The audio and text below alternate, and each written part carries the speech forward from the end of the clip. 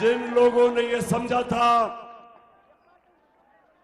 कि एक साजिश के तहत इमरान खान की गवर्नमेंट गिराओ, यहां लोग मिठाइयां बांटेंगे, यहां तो जब गवर्नमेंट जाती है लोग मिठाइयां बांटते हैं, और उन्होंने उनके ज़हन में यह था कि ये जो चोर 30 साल से मुल्क को लूट रहे हैं, जरदारी खानदान और शरीफ खानदान 30 साल से मुल्क को लूट रहे हैं, और इनके साथ मिला हुआ डीजल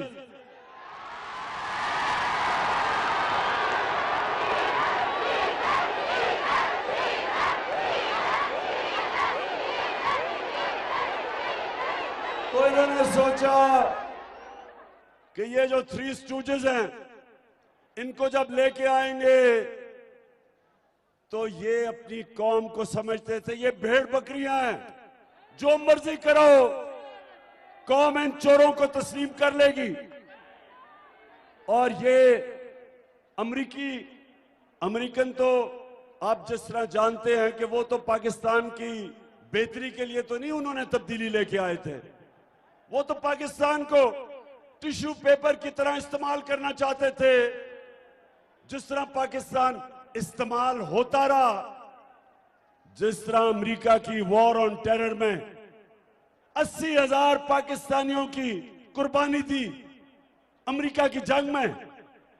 हमारा कबायली इलाका याद रखें, मैं कबायली इलाके को जानता हूं, जो जुल्म उन लोगों के ऊपर हुआ आपको किसी को अंदाजा नहीं। 35 लाख बेचारे लोगों ने नकल मकानी की। इस मुल्क के अरबों डॉलर इस मुल्क का तबाह हुआ जंग की वजह से। और सबसे खौफनाक बात यह कि जिसके लिए हम जंग लड़ रहे थे, उन्होंने 400 ड्रोन अटैक किए हमारे मुल्क के ऊपर, जिसमें हमारे शहरी मारे गए। तो वो अमरीकी पाकिस्तान में उनको फर्क नहीं पड़ता ये चोरों की हुकूमत आ जाए, क्योंकि वो इस तरह के गुलाम चाहते हैं। वो तो ऐसे गुलाम चाहते हैं जो उनकी खिदमत करें, जो कंट्रोल हो सके, जो वो हुक्म दे उस हुक्म पे घुटनों के ऊपर कबूल करें। जिस तरह पहले एक हुक्म दिया था, एक पाकिस्तान के सरबराह को हुक्म दिया था और हमें उनकी जंग में शामिल कर दिया, उसी तरह उनको आप गुलाम चाहिए। उनको याद था कि जरदारी और नवाज शरीफ जब मुल्क के सरबराह थे तो इन्होंने चुप करके तमाशा देखा जब 400 ड्रोन अटैक किए गए पाकिस्तान पे, जिसमें औरतें बच्चे मारे गए, बूढ़े मारे गए। और एक दफा इन दो गुलामों के मुंह से एक दफा अमेरिका के खिलाफ एक मुजम्मत भी नहीं निकली। ये भी नहीं कह सके कि ये दुनिया के हर एक कानून की खिलाफ वर्जी है कि आप फैसला करें कौन दहशतगर्द है और आप ही मार दें। हमारा एक दहशतगर्द बैठा हुआ है लंदन में 30 साल से,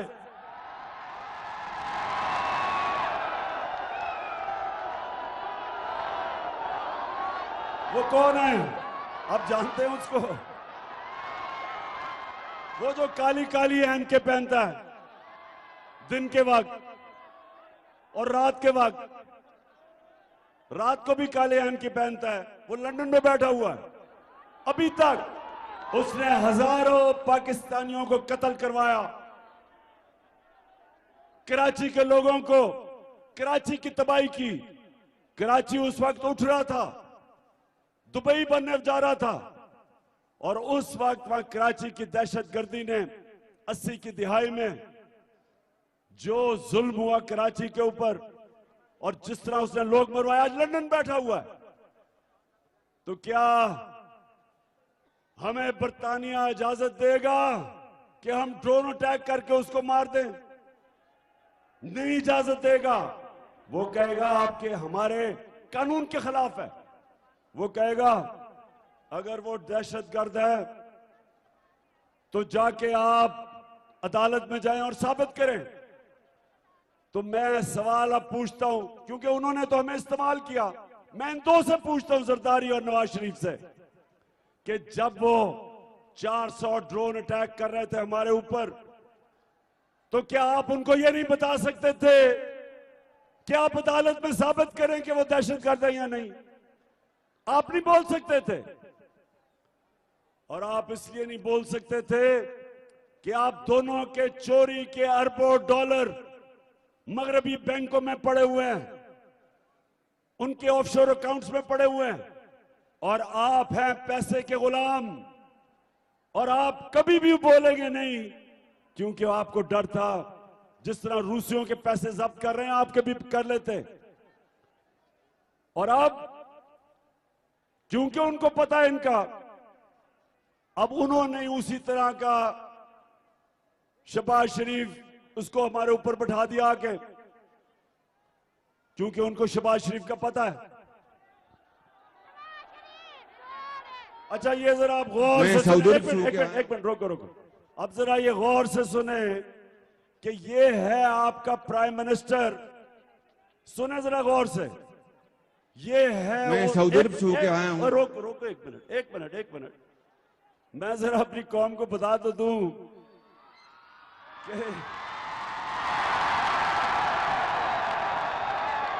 कि वो मुल्क जब बन रहा था तो सारा मुसलमान हिंदुस्तान का नारा उसका था कि पाकिस्तान का मतलब क्या? ला इलाहा इल्लल्लाह, अल्लाह तेरे सिवा किसी के सामने हम हाथ नहीं फैलाते। तो जरा आप सुने, ये जब शहबाज शरीफ प्राइम मिनिस्टर बना तो इसने क्या कहा, सुने आप। मैं सऊदी अरब से होके आया हूँ, मैं यूएई के होके, अभी मैं तुर्की होके आया हूँ, और मैंने उन भाइयों को कहा कि आप हमारे बड़े अजीम भाई हैं, हमेशा आपने हमारी मदद की। और मैंने यही कहा, जब मैं आया हूँ तो आप समझेंगे शायद ये मांगने आया है। मैं मांगने नहीं आया, लेकिन मजबूरी है हमारा।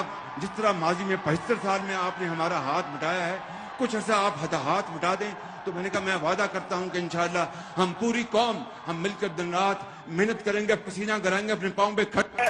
हाँ शहबाज शरीफ, और ये कौम तो मेहनत करती है। कौम तो 75 साल से मेहनत कर रही है। हमारे बैरून मुल्क पाकिस्तानी जितने वो मेहनत करते हैं और उनके डॉलरों के ऊपर हमारा मुल्क चलता है, वो तो मेहनत कर रहे हैं। चोरी तुम कर रहे हो, तुम्हारा भाई कर रहा है, जरदारी कर रहा है, तुम्हारे बच्चे कर रहे हैं। चोरी तुम कर रहे हो, मेहनत वो कर रहे हैं। हाथ तुम फैला रहे हो, हाथ तुम बाहर फैला रहे हो कि जी मैं भीख मांगने नहीं आया। हाथ आप फैला रहे हैं और जलील सारी कौम को कर रहे हैं। ये खुददार कौम है, गैरतमंद कौम है, अल्लाह में मानने वाली कौम है। और उसका एक ऐसा, जब करप्ट लोगों को मुल्क के सरबराह बनाते हैं तो वो सारी कौम की इज्जत ले जाते हैं। तो इसलिए जंग के मेरे पाकिस्तानियों, अगले इतवार सब तैयारी करो, आपने इनको शिकस्त देनी है। मैं अपनी बहनों को खास तौर पे, आपकी बहुत बड़ी जिम्मेदारी है।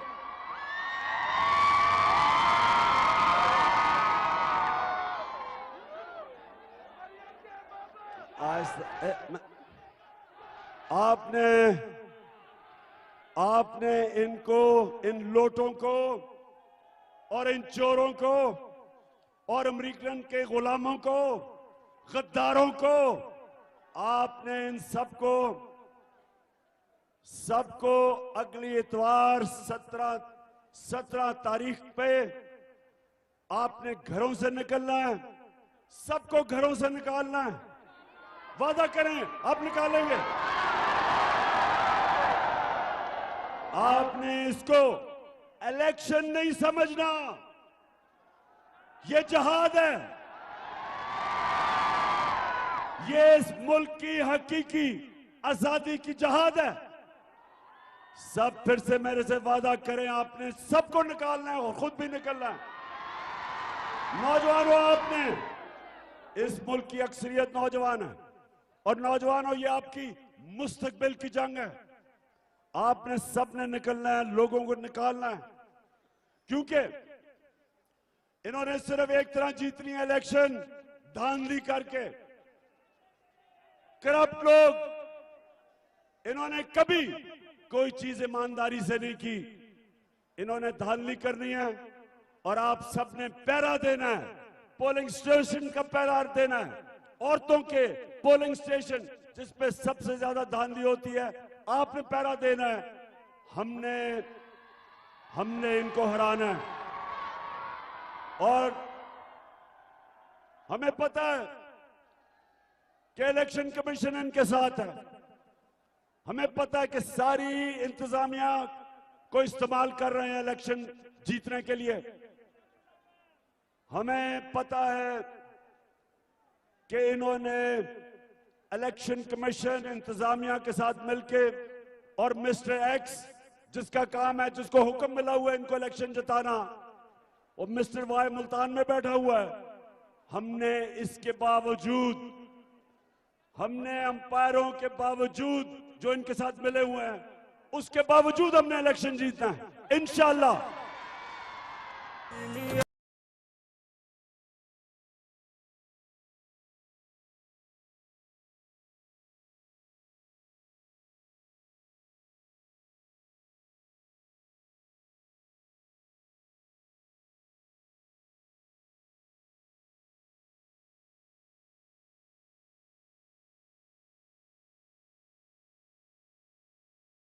आज नूर सुल्तान और मेहर नवीद का शुक्रिया अदा करता हूं जो हमारे लिए बैठ गए हैं और हमारे साथ मिलकर इंशाल्लाह वो इलेक्शन लड़ेंगे। आपका बहुत बहुत शुक्रिया।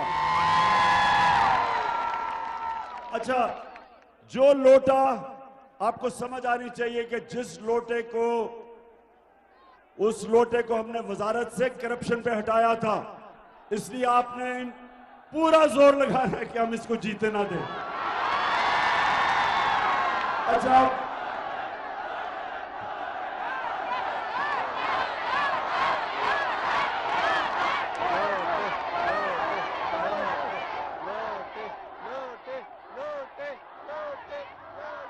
लोटे भी बड़ी किस्मों के होते हैं। उसल खाने वाले लोटे, वो लोटे जो रंग बिरंगी, कोई बड़ा कोई छोटा, लेकिन सारे लोटों में एक चीज कॉमन होती है, वो ज़मीर फरोश होते हैं, ज़मीर का सौदा करते हैं। अच्छा, अब मैं जिस तरह भी, क्योंकि मैं सड़क पे रास्ते बाय रोड आना पड़ा क्योंकि जहाज आ नहीं सका, तो मैं बड़ी देर आपके जंग जिले के अंदर मैं कोई कई घंटे गाड़ी में था, तो उधर मुझे बड़े बड़े पोस्टर नजर आ रहे थे।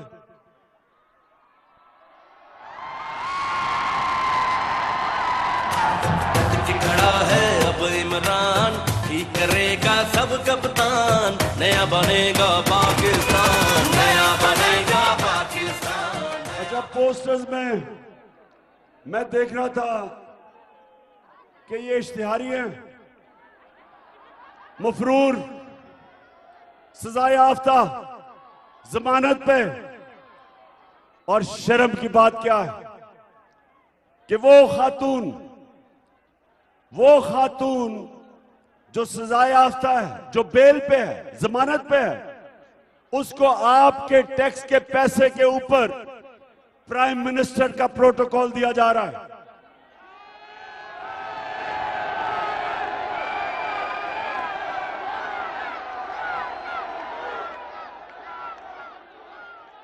मेरे जंग के बाशऊर शहरियों, ये याद रखें कि मौलाना रूमी ने एक दफा कहा था, उनसे किसी ने पूछा कि मौलाना साहब कौम कैसे मरती है, तो मौलाना रूमी ने कहा, जब एक कौम अच्छे और बुरे की तमीज खत्म करती है, मर जाती है। ये आपके सामने ये चोरों के पोस्टर लगे हुए हैं, पुलिस का एस्कॉर्ट मिल रहा है। आते साथ ही इन्होंने 1100 अरब रुपया जो इन्होंने चोरी किया हुआ था, जो नैब में था, इन्होंने आते साथ ही असेंबली में नैब की अमेंडमेंट करके आपका 1100 अरब रुपया माफ करवाया है। आपका पैसा। और ये है मुल्क आलमिया कि वो लोग जिनको जेलों में होना चाहिए वो आज असेंबलियों में बैठे हैं। वो प्राइम मिनिस्टर है, उसका बेटा जो कि इन दोनों को सजा मिलनी थी, अंडर ट्रायल थे। इस साजिश के तहत उन लोगों को ऊपर बैठाया गया और इन दोनों को, जिनको जेल में जाना था, 16 अरब रुपया के FIA में केसेस थे। 16 अरब रुपए के FIA के केसेस, उसमें से बच ही नहीं सकता था। ये दोनों बाप, शहबाज शरीफ और दोनों बेटे, इनको उस वक्त मुल्क के ऊपर बैठाया गया। शहबाज शरीफ को प्राइम मिनिस्टर बनाया गया और इसका बेटा हमजा कुकड़ी को चीफ मिनिस्टर बनाया गया। और ये शर्म की बात है हमारी सारी कौम के लिए कि हम छोटे छोटे चोरों को मजबूरी में, बेरोजगारी में, बच्चे बीमार हैं, मजबूरी में वो छोटे छोटे चोर चोरी करते हैं। किसी ने भैंस चरा रही, किसी ने साइकिल, मोटरसाइकिल, उनको तो जेलों में डाल देते हैं। तो जो लोग इस मुल्क को लूटते हैं उनको हम बड़े बड़े ओहदों पे बिठा देते हैं, उनको पुलिस के एस्कॉर्ट देते हैं। पुलिस जिनका काम इन चोरों को जेलों में डालना, उनके साथ पुलिस की गाड़ियां फिरती हैं। तो मुझे ये बताएं मेरे पाकिस्तानियों, ये मुल्क आगे कैसे बढ़ सकता है? कैसे मुल्क तरक्की कर सकता है? मैंने दुनिया देखी है और मैंने दुनिया के अंदर वो मुल्क जिनों में गुर्बत है वो देखी, और वो मुल्क जिधर खुशहाली और अमीर तरीन मुल्क है। एक चीज फर्क करती है गरीब मुल्कों में और अमीर मुल्कों में। अमीर मुल्कों के अंदर कानून होता है, इंसाफ होता है। नबी सल्लल्लाहु अलैहि वसल्लम ने मदीना की रियासत में सबसे पहले इंसाफ कायम किया। फरमाया कि मेरी बेटी भी अगर चोरी करेगी उसको सजा मिलेगी। कहा कि तुम्हारे से पहले बड़ी कौमें तबाह हुई, जिधर ताकतवर के लिए एक कानून, यानी वो चोरी करे तो उसको NRO, और कमजोर बेचारा चोरी करे वो जेल में।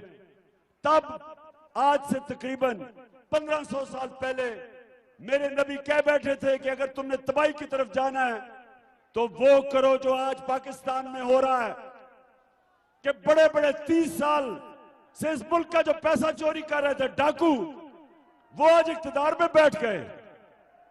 वो इख्तिदार में बैठे हैं, उनके केसेस माफ हो रहे हैं।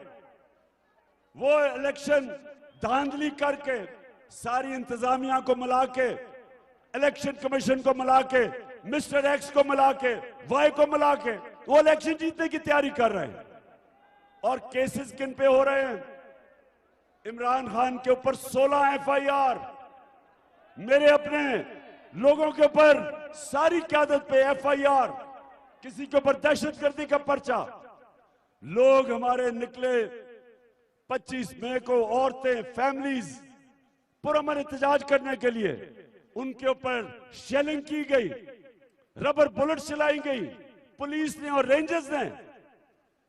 वो लोग जो एक अपना हक इस्तेमाल कर रहे थे कि चोरों को अमेरिकी साजिश के तहत हमारे ऊपर बैठाया, वो उसका मुजाहरा कर रहे हैं पुरअमन, और उनके ऊपर हर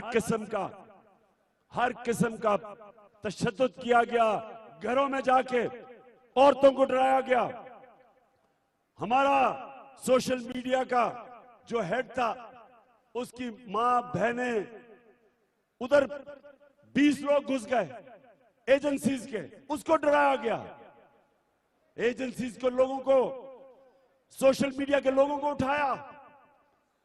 वो सहाफी जिनकी इस मुल्क में इज्जत है, दुनिया जानती है कि उनके ज़मीर की कोई कीमत नहीं, वो लिफाफे नहीं लेते। जिस तरह इमरान रियाज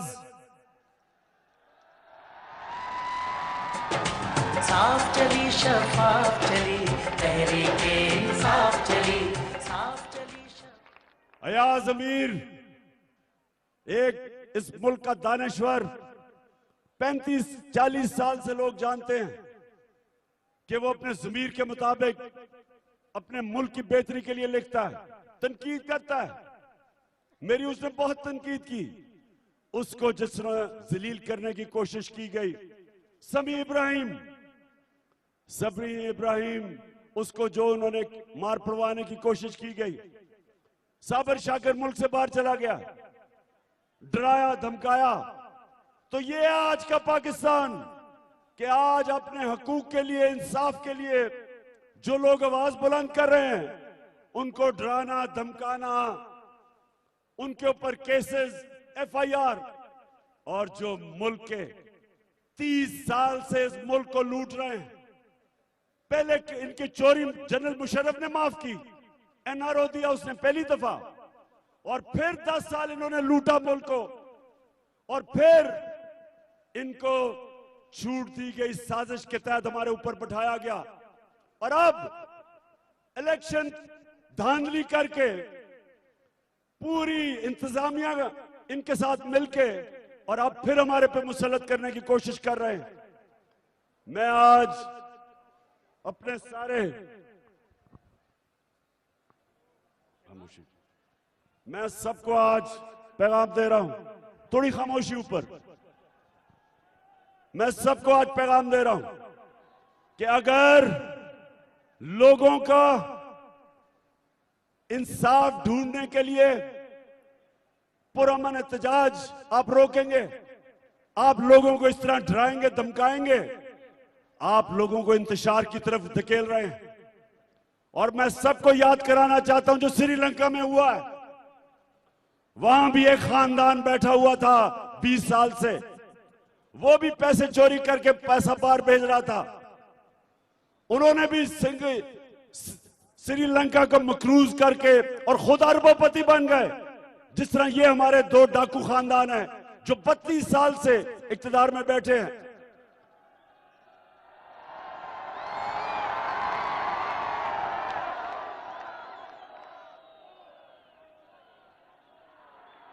तो ये अगर आप जो भी ऊपर बैठ के ये कर रहे हो, वो जरा श्रीलंका के सीन देख लो। वो छुपते फिर रहे थे, प्राइम मिनिस्टर के घर से को क्या हुआ, आग लगा दी। प्रेसिडेंट डर डर के बड़ी मुश्किलों से मुल्क से बाहर भागा जान बचा के। तो ये याद रखो, ये दिन यहां भी आ सकते हैं। आप लोगों को समझ रहे हैं कि जुल्म करेंगे, डराएंगे धमकाएंगे, और लोग इन चोरों को मान लेंगे। क्या आप कभी मानेंगे इनको? बताएं।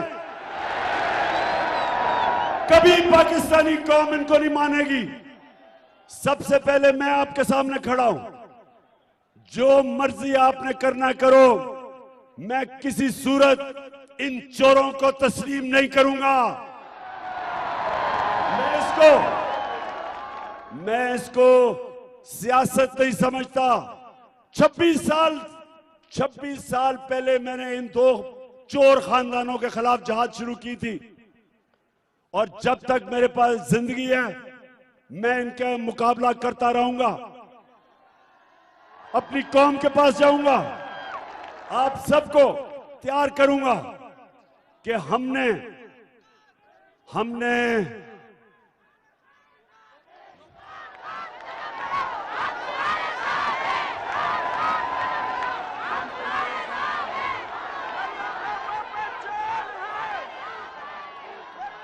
मेरे पाकिस्तानियों,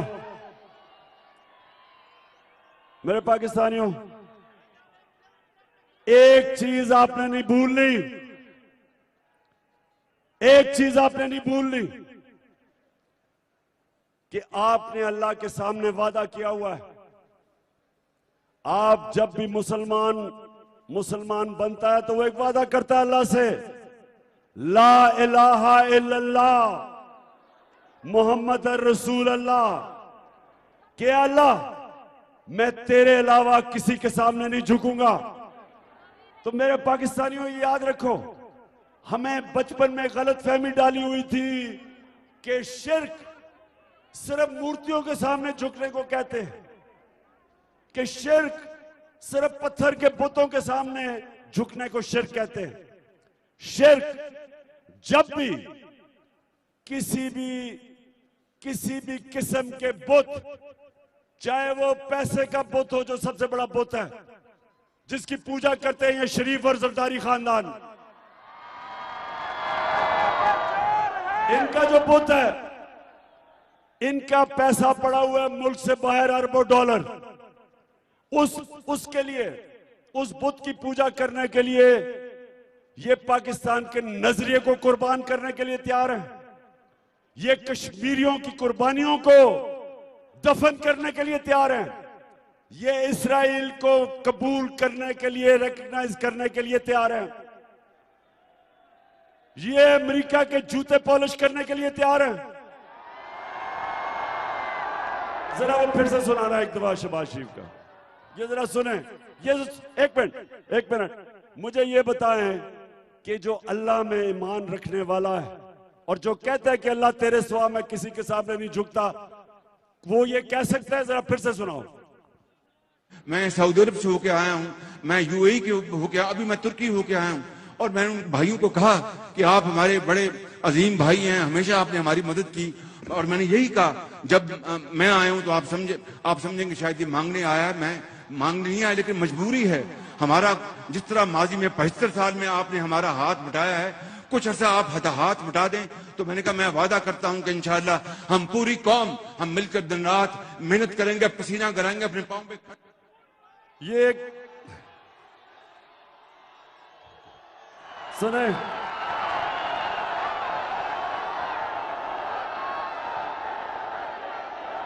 मैं बस मैं ज्यादा शेर तो नहीं पढ़ता, लेकिन एक शेर जो हमेशा जब मैं इसको सुनता हूं तो मेरे ज़हन में आता है कि बुतों से तुझे उम्मीदें, बुतों से तुझे उम्मीदें, खुदा से ना उम्मीदी। बता तो सही और काफरी क्या है, कि मैं भीख तो नहीं मांगने आया, हमें बचा लो, हम तो मर रहे हैं। 75 साल से जी आप हमें पैसे दे रहे हैं, शर्म आनी चाहिए। ये वो कौम है जो ला इलाहा इल्लल्लाह पे बनी थी, और ये है उसका एक करप्ट हुक्मरान जिसको मुसल्लत किया गया, जिसको जेलों में होना चाहिए था उसको ऊपर बैठाया गया। और जिन्होंने भी पीछे से बैठाया वो समझते थे ये बहुत बड़ा कोई जीनियस है, कोई अफलातून है, वो वाकई समझते थे कि जो इश्तिहारों के अंदर हर दूसरे दिन इसका और इसका भाई का इश्तिहार आता था, सारी तरक्की इश्तिहारों में थी, सारी डेवलपमेंट इश्तिहारों में थी, तो वो नादान गलती से समझ बैठे कि ये आएगा तो एक मुल्क तब्दील हो जाएगा। तब्दील वाकई हो गया, महंगाई आसमानों में पहुंच गई। डीजल और पेट्रोल, यानी पेट्रोल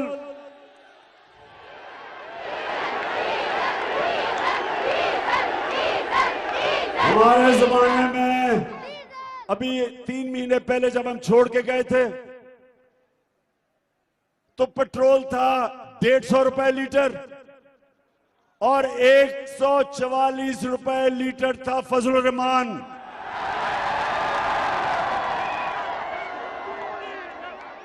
130 रुपए इन्होंने फजलुर रहमान की कीमत ऊपर की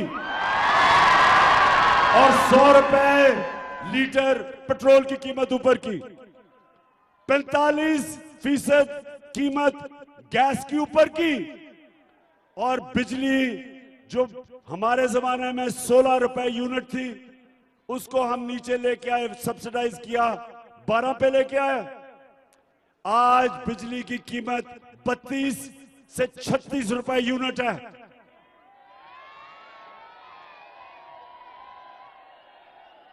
और आज जो इंटरनेशनल मार्केट में तेल की कीमत है वो कम है, वो उससे कम है जब हम 3 महीने पहले इक़्तिदार में थे।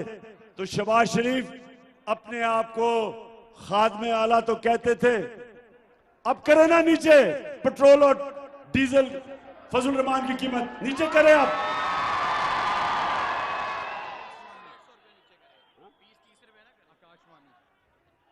अच्छा सुने तो सही। हाँ, मुर्गी की या कुकड़ी ने मुर्गी की कीमत दुगनी करवा दी। ईद पे थोड़ी नीचे आई है और अंडे की कीमत 36% बढ़ा दी, उसकी बिजनेस है। तो मेरे पाकिस्तानियों सुने जरा, ये मुझे बताएं कि ये लोग जब आए थे तो इन्होंने कहा कि बड़ी महंगाई कर दी इमरान खान ने। आज महंगाई देखें, आज जो महंगाई इन्होंने पाकिस्तान में की है, तारीखी महंगाई की है। और माइशत बस माइशत जो माइशत थी, हम जब छोड़ के गए थे तो आखिरी 2 सालों में पाकिस्तान इकोनॉमिक सर्वे के मुताबिक 17 सालों के अंदर सबसे बेहतरीन हमारी इकोनॉमी की परफॉर्मेंस थी। 5.6% तीसरे साल और 6% चौथे साल। और वो हमारी हुकूमत थी जो सबसे मुश्किल वक्त था दुनिया में। जब कोरोना आई तो दुनिया के अंदर तबाही मचा गई। जिस तरह पाकिस्तान ने कोरोना का मुकाबला किया, international magazine economist, world health organisation, world economic forum, इन सब ने कहा कि जो 3 मुल्क जिन्होंने सबसे बेहतर तरीके से कोरोना का मुकाबला किया, उसमें पाकिस्तान था। तो जब से ये आए हैं, हमारा रुपया गिरा, तकरीबन 30 रुपए डॉलर महंगा, बिजली महंगी, पेट्रोल सब कुछ महंगा, हमारे किसानों का बुरा हाल, ट्यूबवेल के बिल इतने ऊपर चले गए, खाद किधर चली गई है। जो किसानों के लिए हमने सबसे बेहतर पैसा हमने किसानों को पहुंचाया था, हमने शुगर माफिया को हुक्म दिया था कि आपने किसान को पूरी कीमत देनी है, कटौती नहीं करनी और वक्त पे कीमत देनी है। सबसे ज्यादा हमने गन्ने की कीमत किसानों को दिलवाई, हमने वक्त पे उनको पेमेंट करवाई, किसानों के पास पैसा आया, उन्होंने अपनी जमीन पे लगाया। 2 साल गंदम, चावल, गन्ना और मकई, 2 साल हमने रिकॉर्ड हमारी किसान ने पैदावार की। इतना ज्यादा पैसा गया देहात के अंदर। और आप यहां जंग के इर्द गिर्द सारा देहात है, पूछे किसान से हमने कितनी उसके मदद की और आगे मजीद और मदद करनी थी।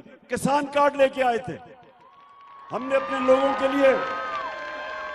मेरी ख्वातीन बैठी हैं, सुने जरा, हमने पाकिस्तान की तारीख की पहली दफा हेल्थ इंश्योरेंस लेके आए।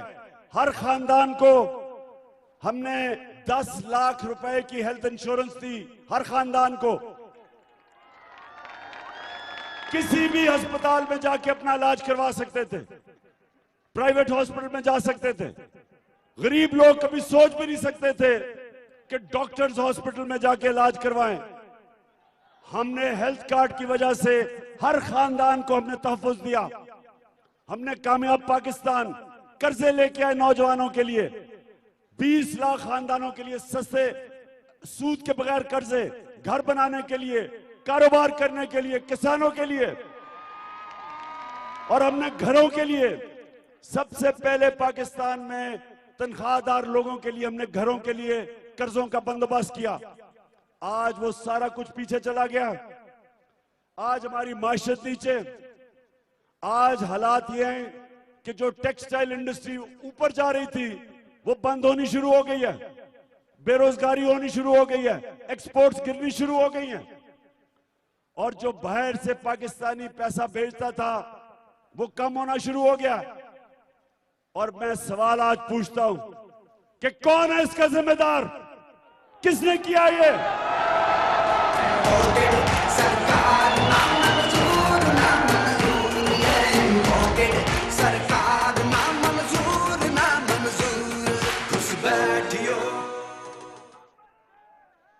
इस मुल्क की तारीख कभी माफ नहीं करेगी उन लोगों को जिन्होंने साजिश करके इन चोरों को लेके आए हैं।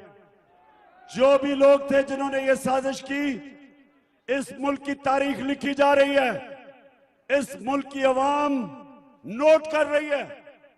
ना वो इनको कभी भूलेंगे, ना इनको कभी माफ करेंगे।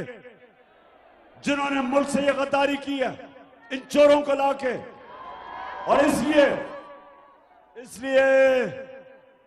जंग के मेरे बाशऊर शहरियों, माशाल्लाह एक एक चीज की आपको समझ है। मैं अभी देख रहा था, बहनों को भी और पीछे मेरे नौजवानों को सबको समझ है।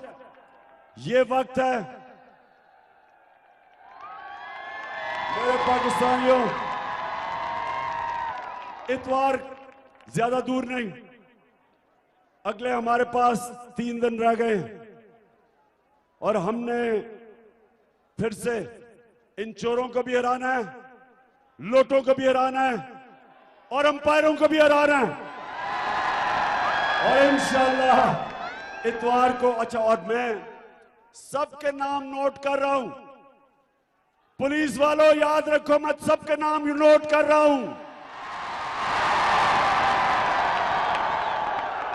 ये जो यहां का डीपीओ आया है, मैं तुम्हारा नाम नोट किया हुआ है।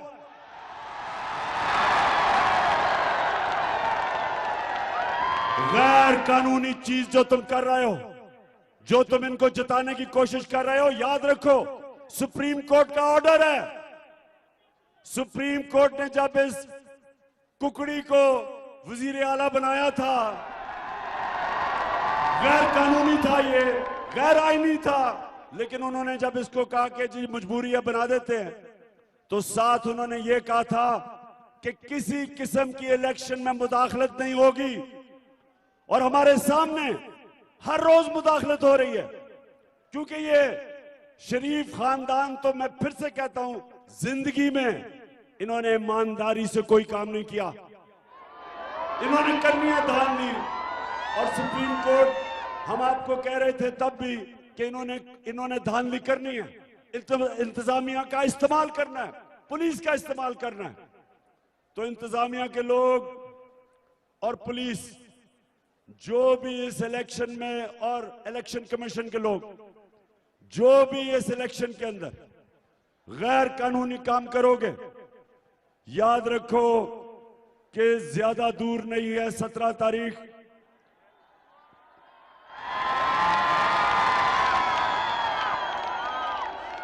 उसके बाद आपका एहतसाब किया जाएगा और इस बारी पूरा एहतसाब करेंगे। नजर में है हमारे एक और, मुझे वो लैया वाला जो डीसीओ है, वो भी मेरी नजर में आ गया है। उसने जो कल लैया में हरकतें की हैं, डीसी साहब फिक्र ना करो, ज्यादा दिनों की बात नहीं है। इस बारी ये एक बदला हुआ पाकिस्तान है, जो मैंने शुरू में कहा था। लोगों में शऊर आ गया है, कौम जाग गई है। और सबसे बड़ी बात कि कौम ने खौफ का बुत तोड़ दिया। पाकिस्तान जिंदाबाद।